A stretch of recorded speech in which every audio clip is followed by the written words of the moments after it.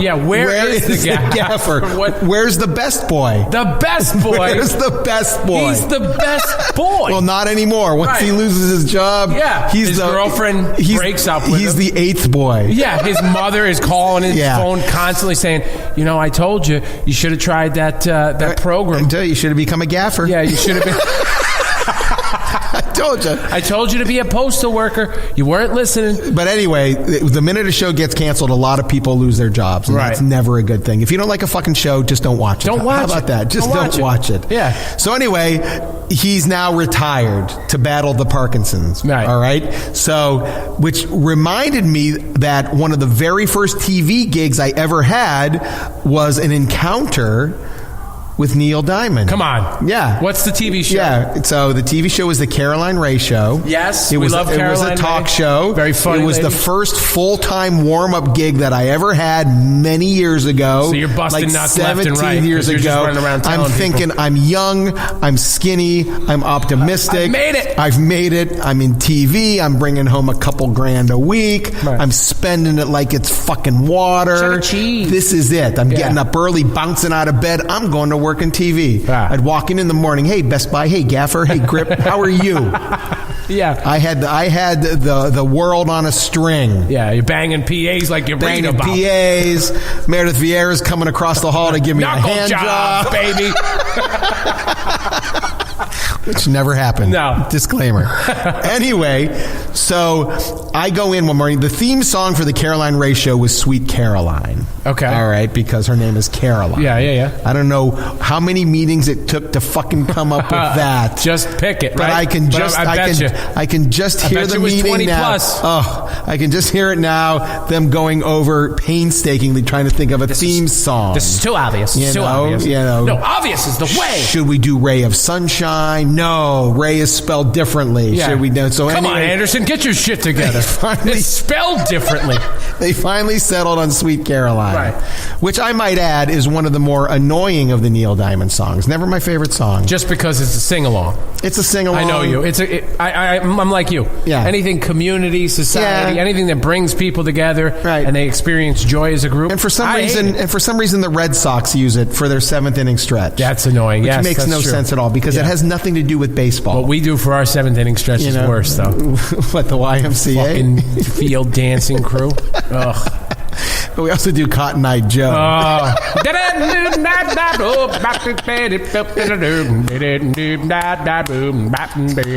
Anyway, so someone, after the show was only on for one season, but it had been on for a couple of weeks, and someone got the great idea. You know what a great surprise would be is if when the theme song starts, the real Neil Diamond comes walking out from behind a curtain singing it. So show 1, episode 1. No. This is weeks into the show. Episode 6. Could have been episode 30 for 31. all I know. They were running out of ideas. Right. So I got there in the morning, and I had forgotten that Neil Diamond was going to be on the show. But as I'm walking into the studio, I hear the band playing, and I hear him singing, reaching out, touching me, touching you. And I'm like, oh, cool, man, Neil Diamond. And they're doing the sound check. I got there just in time for the sound check. I walk into the studio. I walk down the hallway, walk into the studio. As far as I could tell, it was this old Jewish guy doing the sound check.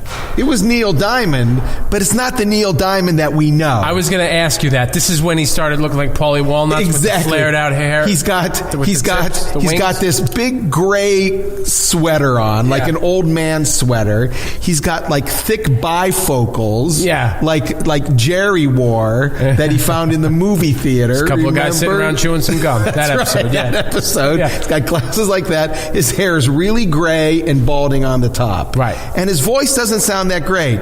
Reaching out. Touching. Up. Can you turn the monitor up? Yeah. I'm like, holy crap. This is going to suck. Oh Chest hair God. volcano. He's wearing slacks. He's wearing slacks. That's what they wear, those olds.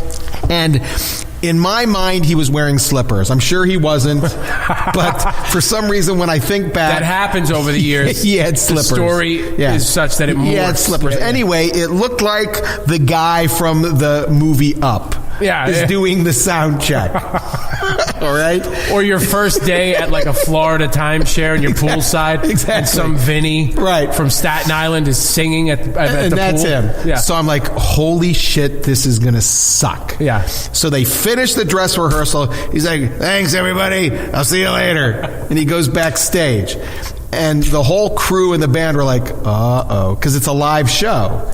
And he goes on right at 10 o'clock, singing Sweet Caroline. I'm like, uh-oh. So we're all kind of, but no one wants to admit that it's probably going to suck. Yeah. Just kind of like the whole show for the whole season it was on. No one ever looked at each other directly in the face. Nobody said it. No. I just made sure that my check was cashed really quick every Friday. Right. I would go right to check. His production's running out of money. Just hurry up. Just fucking cash this right now. Yeah. And I would fight people to get in line first. Because the sixth guy might not be getting cash. That's right. So the audience files in. We load in the audience. I start my little warm up. Neil Diamond's here. We got a big surprise. It's going to be great. Everybody's excited. Neil Diamond's fans are there. Not like the Fanilows.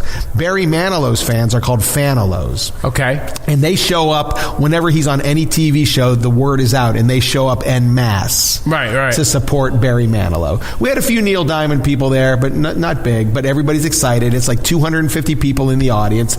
The show starts. The band starts playing. Da-na-na, na-na-na-na-na-na-na. Caroline Ray comes out and she said, I got a big surprise today, singing the theme song. It's Neil Diamond. The curtain opens.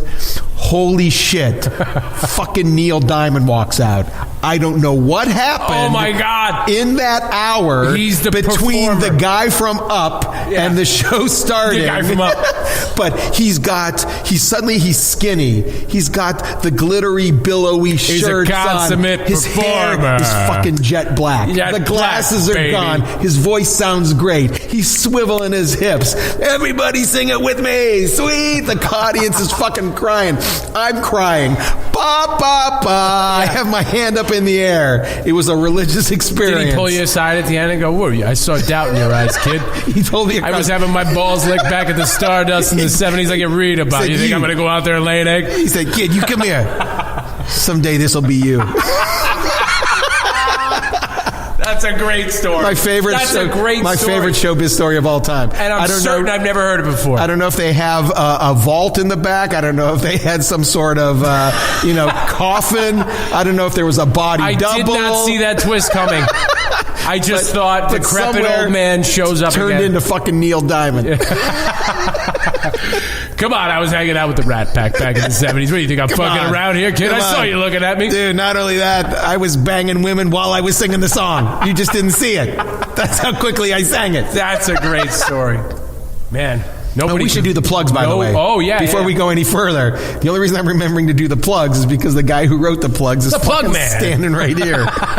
Well, it's written on my sheet. It is, and I just say you ignore it every week. I put it in bigger letters. Thank God you have it here. Letters. So, hey, guess who our title sponsor is this week? Treehouse Comedy Productions. We need a theme song.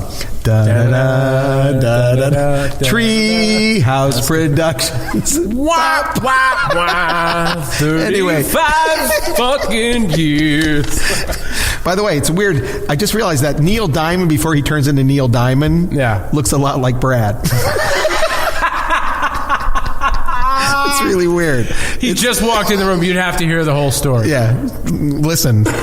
Anyway, they've been doing comedy for 35 years. It's the oldest and original provider of live comedy in Connecticut. And the Treehouse has venues in Westport, Windsor Locks, Branford, West Haven, and Newtown. Go to Treehouse Comedy for all upcoming shows.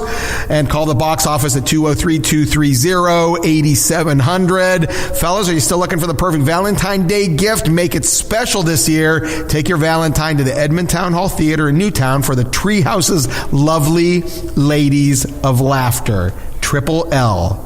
Yeah, if you can't afford that, just do like Dice used to say, stick some nice flowers up her ass. It's this Wednesday at 7:30. 3 hilarious headliners in a gorgeous theater will make this year's Valentine's Day one that he or she won't soon forget.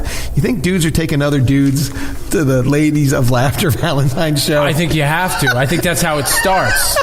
Although the evidence that I got the first time around was that it was all ladies. We should go. You and me. Hey, Lou, what are you doing on Wednesday. meet me in Newtown. Just start picking up Just numbers say why. at the DM Town Hall. Just say why. Say, lady, what's your why? You'll find out.